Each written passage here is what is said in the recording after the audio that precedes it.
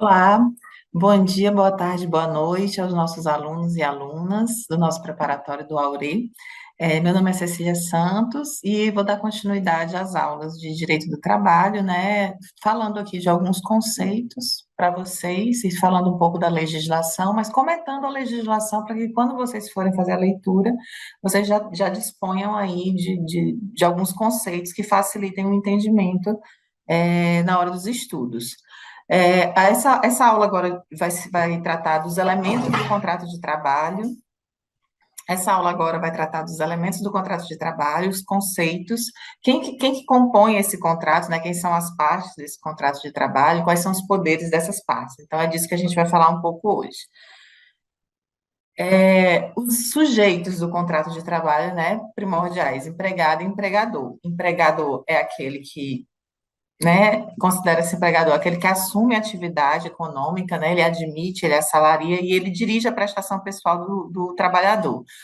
E em razão dessa assunção desse risco, ele tem alguns poderes que ele pode exercer de forma comedida em cima do trabalhador, e a gente vai já falar daqui a pouco de poderes do empregador.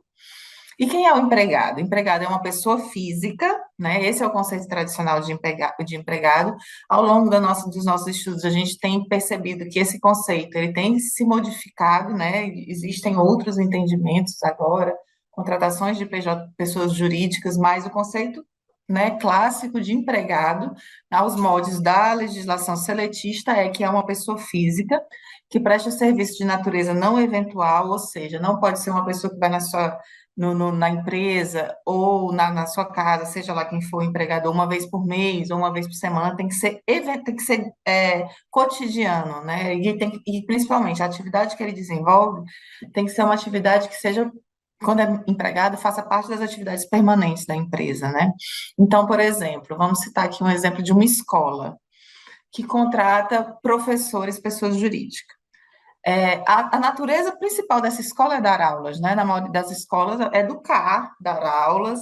Então, é a atividade principal dessa escola. É a atividade é uma atividade que não é eventual, não é eventual como uma atividade contábil. É uma atividade que ela é o tempo inteiro, ela é habitual, ela é cotidiana da escola. Então, as pessoas que desenvolvem essa atividade, elas têm que ser empregadas pela CLT e pelo direito do trabalho, mas o que a gente tem visto, como eu sempre advirto, né, é que estão aparecendo novas roupagens para uma relação que continua a mesma, né, para tentar escamotear direitos sociais, né, e aí a gente tem que ter sempre o olhar crítico, apesar da previsão legal para algumas situações. Então, sim, empregado é a pessoa física que é escolhida para prestar serviço de natureza não eventual ao empregador sobre a dependência dele mediante salário, dependência, né, financeira, porque recebe salário, e também a questão da subordinação, né? Ele fala, depois na lei, fala que não vai ter distinção entre o trabalho intelectual. Então, por exemplo, uma pessoa que faz um trabalho intelectual e é seletista, ela tem os mesmos direitos que uma pessoa que faz um trabalho braçal. É disso que ele fala, que não haverá diferença entre o trabalho intelectual, técnico e manual. Todos os trabalhadores, como um todo, têm, né, seletistas têm a mesma gama de direitos. E aí, categorias ou outras vai ter direitos diferenciados, aí vocês vão ver em direito coletivo, porque às vezes eles negociam cláusulas, então algumas categorias têm alguns benefícios que outras não têm. Mas pela CLT, esses direitos são, não há diferença se o trabalho é braçal, se o trabalho é intelectual. Todos têm aquela mesma gama de direitos. Que é essa outra parte da lei que fala aqui, que a todo trabalho de igual valor corresponderá a salário igual, sem distinção de sexo. Interessante que isso está na CLT, já tem um tempo, mas recentemente foi editada uma nova legislação que fala sobre equidade salarial entre homens e mulheres, até já no governo Lula, e aí traz mais dispositivos a respeito disso, né?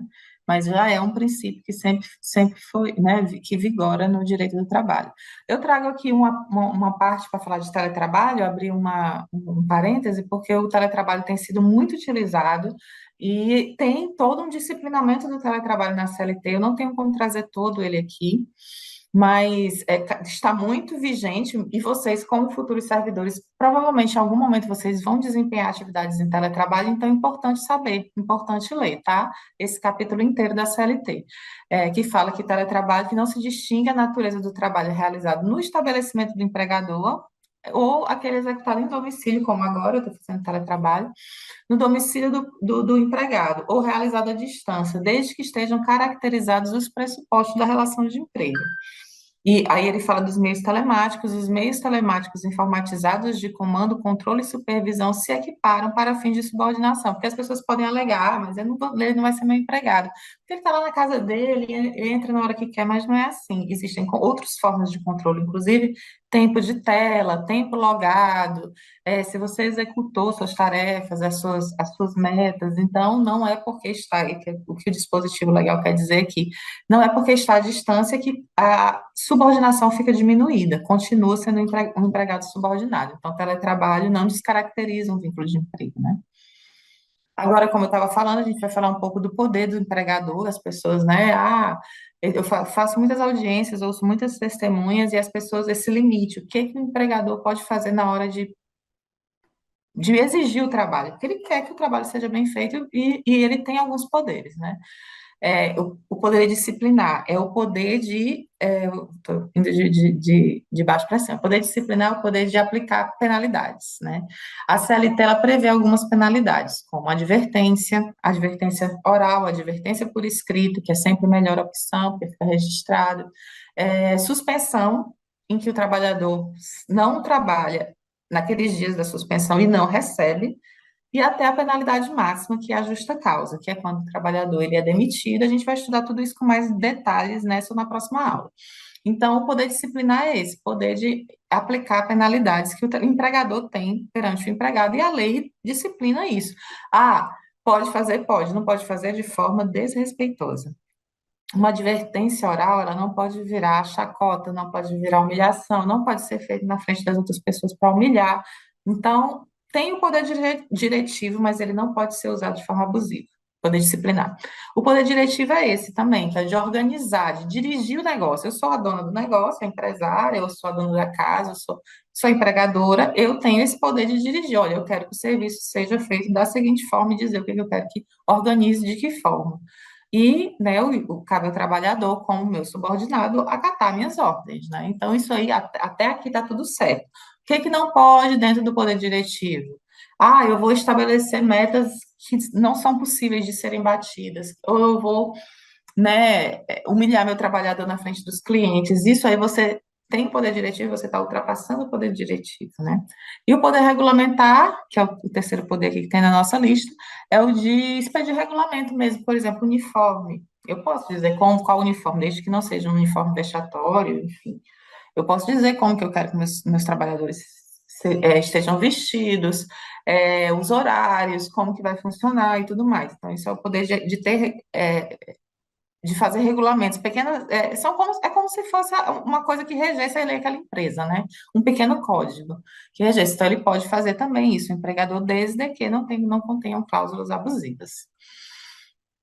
Uma outra figura que vem na CLT e costuma cair em concurso é a figura do grupo econômico. E aqui a gente já pensa numa empresa maior, né? Empresas que são ou com muitos estabelecimentos da mesma empresa, ou então, no caso do grupo, são empresas até de ramos diferentes, mas que pertencem aos mesmos empresários, às mesmas pessoas, às vezes às mesmas famílias, aos mesmos grupos societários. Para fins trabalhistas, o grupo econômico ele se equivale ao empregador e todas as empresas vão responder, né, da forma que está sendo que está colocado aqui. Sempre que uma ou mais empresas tendo embora cada uma sua personalidade jurídica própria, cada uma tem seu CNPJ, mas estão sob direção, administração ou uma da outra, ou ainda quando guardando autonomia, elas nem têm direção em comum, integram um grupo econômico, são todas responsáveis pelas obrigações decorrentes da relação de emprego. Então, eu sou empregada de um colégio, mas o colégio é uma faculdade, tem um EAD, todos eles vão responder como grupo econômico pelo meu vínculo de emprego. E aí a gente está falando de empregador, essa é tipo uma modalidade, né, diferente desse vínculo do lugar do empregador, que é o lugar do grupo econômico.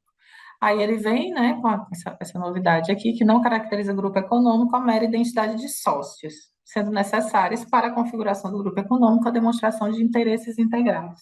e efetiva comunhão de interesses e atuação conjunta das empresas. Então, isso aqui foi trazido pela reforma, já uma forma de restringir, porque antigamente não interessava, né?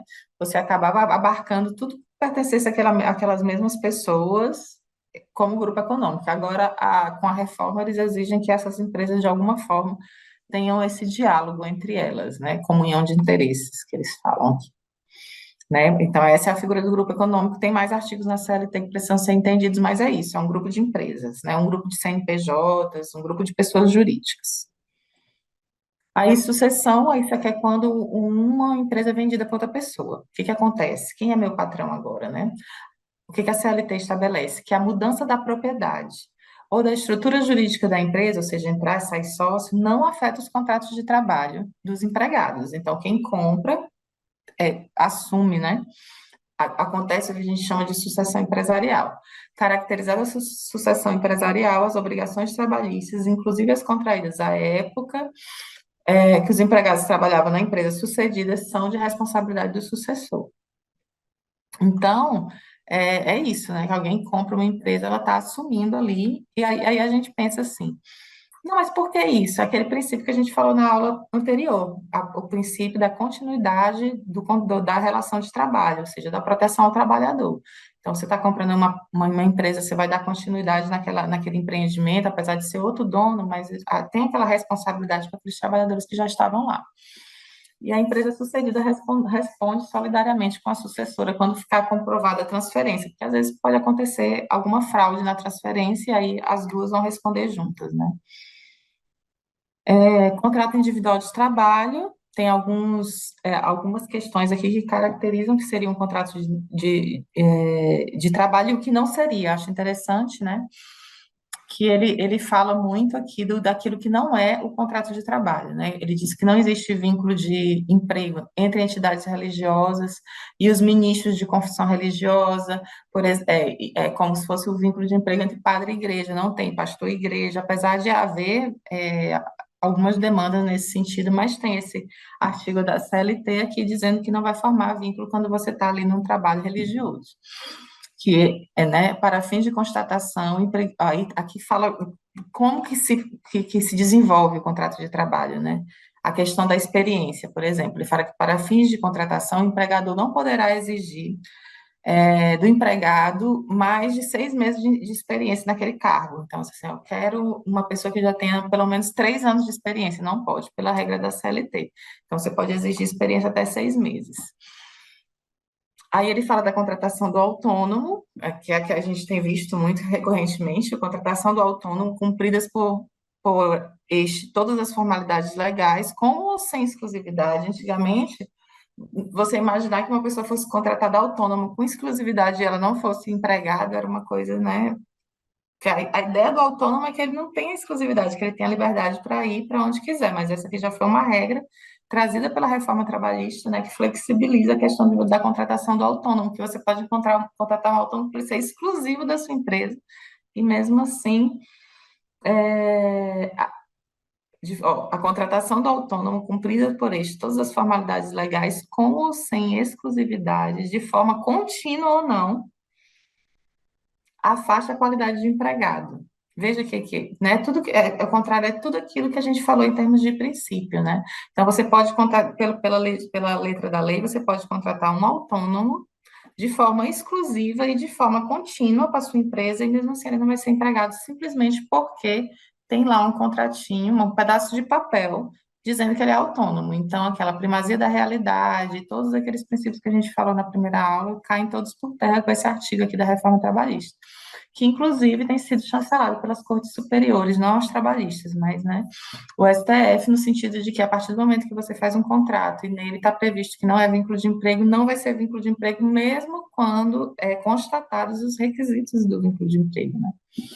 Então, a gente está nesse momento na jurisprudência em que essa nova legislação, a reforma trabalhista, ela vem criando esses impasses que são de principiológicos, né? Que é uma legislação que atenta contra os próprios princípios do direito do trabalho. E aí a jurisprudência está tentando aí se adequar. Mas vamos seguir. né? Polêmicas à parte. O contrato individual do trabalho poderá ser acordado tácito ou expressamente, né? Não precisa anotar nada, você começa a trabalhar. Vem trabalhar aqui em casa e começa a trabalhar. Aquilo é um contrato de trabalho, mesmo que você não tenha assinado nada, se estão presentes os requisitos, né? Verbalmente é por escrito, por prazo determinado ou indeterminado para prestação de trabalho e também para prestação de trabalho intermitente. O trabalho intermitente é o que começa no horário da manhã, por exemplo, tirar leite de vaca, é de manhã ou de noite, você não passa o dia inteiro para fazer aquilo, né? Então, você tem horários ao longo do dia. O prazo de contrato por prazo determinado. Eu tenho o exemplo da experiência e tem também o exemplo que você pode contratar para determinada tarefa, por um tempo específico. Ou por alguma razão, eu preciso de uma enfermeira agora porque eu vou fazer uma cirurgia e vou ficar um mês acamada. Então, é um contrato por prazo determinado, aquela pessoa é minha empregada, mas ela só vai ficar ali enquanto eu estiver precisando, e eu sei que eu só vou precisar 1, 2 meses. Então, são motivos que fazem com que um contrato seja por prazo determinado, pois a regra é que os contratos sejam por prazo indeterminado em atenção àquele princípio da continuidade da relação de emprego. Aí, o que eu estava falando, né? O contrato por prazo determinado só é válido quando a natureza é transitória ou quando o prazo é pré-determinado, ou as atividades empresariais são de caráter transitório. Por exemplo, organizar um festival, um show, é uma atividade transitória. Então, eu posso fazer um contrato só naquele período. Aqui a gente fala de alteração do contrato de trabalho, de forma unilateral ou bilateral. A questão da transferência também, né? Ela tem que ter anuência do empregado, a não ser que o empregado seja gerente, e no caso desses cargos de gerência, eles podem ser transferidos. Já está, é como se tivesse incluído, né? No fato dele ter um cargo de chefia. Empregados que exerçam cargo de confiança e aqueles cujos contratos tenham como condição implícita ou explícita transferências podem ser transferidos sem anuência. E fala da transferência também, que a lista da transferência é quando ocorrer a extinção do estabelecimento. Acabou esse estabelecimento, eu não preciso perguntar para o empregado se ele quer ser transferido ou não. Esse aqui acabou, então, até pela lógica da continuidade, ele vai ser transferido para outro. Ou então, iria perder, né? Então, são essas as possibilidades de alteração da CLT, né? A suspensão, que a gente falou um pouquinho antes, né? Tem dois tipos de suspensão, a pessoa não vai trabalhar. Uma delas é ganhando dinheiro, que é quando as férias, por exemplo, eu passo 30 dias sem trabalhar, mas eu vou receber meu salário com um terço. O repouso semanal remunerado, aos domingos, ele é remunerado, eu ganho 7 dias da semana, mas tem um dia que eu não trabalho, então eu não o trabalho está interrompido, mas eu estou ganhando. E o afastamento do empregado até o 15º dia de doença. Fiquei doente 10 dias, minha empresa vai pagar meu salário. Fiquei doente 15 dias, minha empresa vai pagar meu salário. Fiquei doente 16 dias, a partir dali eu tenho que dar início da entrada no meu benefício previdenciário no INSS. E a partir de 15 dias, quem vai pagar é o INSS. Então, como não é a empresa que está pagando, deixa de ser um caso de interrupção do contrato de trabalho para ser suspensão do contrato de trabalho.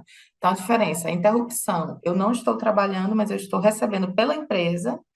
Suspensão, eu não estou trabalhando e não estou recebendo pela empresa, por alguma razão. Eu posso estar recebendo pelo INSS no caso da doença, né, da licença médica. Falta injustificada, corta o dia. Se você não justifica, não tem atestado e simplesmente falta, você não vai receber. Então, é uma suspensão. E aí, greve depende, né? Depende da greve, isso é um estudo mais completo que tem que ser feito em regra. Greve, você não perde, não deveria perder o salário por estar grevando, mas acontece da justiça autorizar corte de salário, enfim. Mas, em tese, na greve, também é caso de suspensão, porque pode haver, sim, corte de salário, já que você não está indo trabalhar. A rescisão por justa causa do empregado é aquela famosa que eu estava falando do poder disciplinar a causa maior, né? Ato de improbidade, eu vou falar aqui o que dá justa causa. Ato de improbidade. Improbidade é desonestidade, gente. É pegar as coisas, é ser desonesto, é fazer algum tramite. Incontinência de conduta é mais voltado para a questão sexual, né? A pessoa, né, que assedia, que tem aquele comportamento desagradável no ambiente de trabalho, pode pegar incontinência. Negociação habitual com atividades que podem levar à concorrência. Por exemplo, eu sou vendedora, estou vendendo aqui relógios, aí eu estou vendendo os relógios da loja, mas eu digo, olha, mas eu tenho aqui um que é mais barato, mais em conta, mas também é bom, então estou concorrendo com a minha própria empresa, justa causa. Condenação criminal transitada em julgado, né, que a pessoa realmente foi condenada, ela não vai mais poder trabalhar, e ali é caso de justa causa. Desídia no desempenho das respectivas funções. Gente, desídia é a preguiça. Desídia é a preguiça, a pessoa que faz tudo mal feito. Ah, mas a pessoa fez mal feito, ou tá com a cabeça ruim, fez as coisas mal feitas um dia, já é para aplicar justa causa? É um outro conceito referente à justa causa. Não. Tem atos aqui na justa causa, desse que eu estou falando, que se fizer uma vez é caso de justa causa. Uma incontinência de conduta, uma pessoa parada, agarra uma colega só uma vez, não precisa ser habitual, né? Coisa grave, improbidade, é roubo, é furto, roubo não, que tem violência, né? Mas uma coisa, né? Pegar as coisas da empresa só basta uma vez. Mas a desídia, ela exige escalonamento. Ah, você hoje foi preguiçoso, não fez direito. Dá uma advertência, dá depois de novo outro. Aí você vai criando a narrativa da justa causa. Isso é como a justiça vê, tá? Que algumas dessas coisas você tem que ver, tem coisas mais graves que a outras. Aí tem a causa da embriaguez habitual em serviço, isso aqui é muito polêmico, porque quando você pensa nisso, a pessoa chegou bêbada para trabalhar, caso de justa causa, mas foi o quê? Foi um caso isolado? Ou a pessoa está com uma doença, alcoolismo, que seria o caso dela ser encaminhada para o INSS por questão, né, da saúde mental. Então, isso aqui é uma legislação antiga, né, a CLT, e essa questão aqui da embriaguez habitual é vista, né, a depender do caso, essa justa causa pode ser sim revista. Violação de segredo da empresa, ato de indisciplina ou insubordinação é o desobedecer. O empregador falar que é para fazer X e a pessoa disser não vou fazer, né? Enfim, dependendo, né, da situação, pode sim gerar justa causa, abandono de emprego, quando é mais de 30 dias sem trabalhar, ato lesivo à honra ou à boa fama, praticada no serviço, né, contra qualquer pessoa, ofensas físicas, né, tanto ofensas verbais quanto colega, ofensas físicas, ato lesivo à honra ou à boa fama contra o empregador, né, você está falando do seu empregador, ou qualquer outro ato lesivo à honra, prática constante de jogo de azar, isso aqui durante o expediente, tá, gente? A pessoa que sai, quer jogar, vai fazer o quê, né? É isso aqui durante o expediente, tá? Perda da habilitação dos requisitos exigidos por lei. A pessoa motorista perdeu a habilitação, fez tantos pontos, perdeu. Aí ela vai ser demitida e vai ser por justa causa. A rescisão indireta, gente, é a justa causa do empregado para com o empregador. Você está sofrendo uma situação muito difícil na empresa, mas você não quer pedir as suas contas, porque você não quer perder os seus direitos. E você pode entrar na justiça com esse pedido aqui, de justa, eu estou dando justa causa no meu empregador, porque ele está fazendo uma série de coisas comigo. Quais são? Foi tratado pelo empregador com seus superiores hierárquicos com rigor excessivo, correr perigo manifesto de mal considerado. Alguma coisa, você está trabalhando numa situação extremamente perigosa, sem EPI, já teve acidente com fulano Beltrano, você vai ser o próximo. É caso de justa causa, você, né, tem grande chance de se acidentar, é caso de rescisão indireta. Não cumprir as obrigações do contrato, praticar o empregador seus prepostos contra as pessoas da família, ato lesivo à honra, né?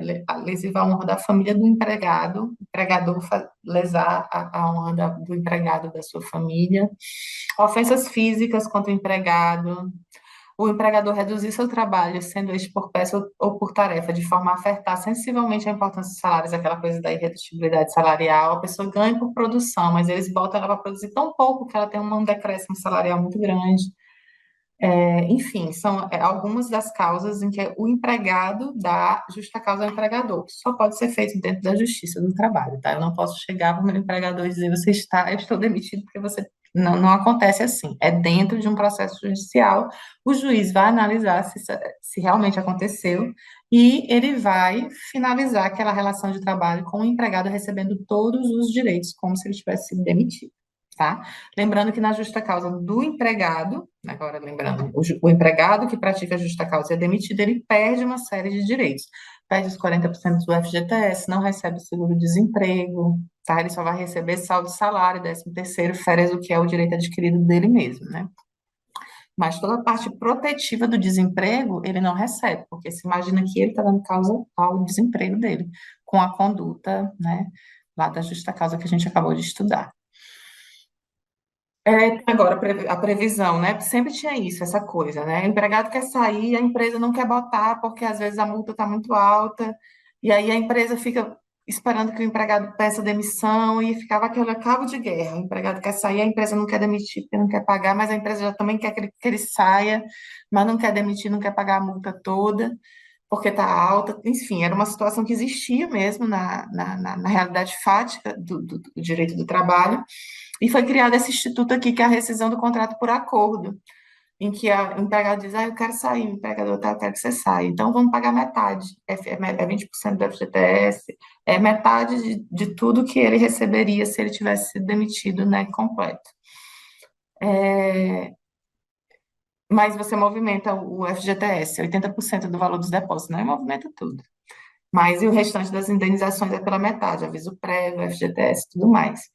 Tem um outro tipo de rescisão do contrato de trabalho, que é o fato do príncipe. Isso aí é quando a administração, né, por alguma razão, eu tenho uma empresa que resolve desapropriar para passar uma estrada, então vou fechar minha empresa, então eu posso rescindir o contrato de trabalho por essa razão. E quem paga os encargos, as indenizações, né, ficará a cargo do governo responsável do príncipe, né, que é quem deu aso àquela situação. É isso, eu trouxe alguns elementos aí do que é o contrato de trabalho, como quais são os sujeitos que fazem parte, como que ele se caracteriza e como é que ele se encerra. Na próxima aula a gente vai trazer alguns detalhes, mais alguns detalhes de como a relação de trabalho funciona. Até lá e muito obrigada.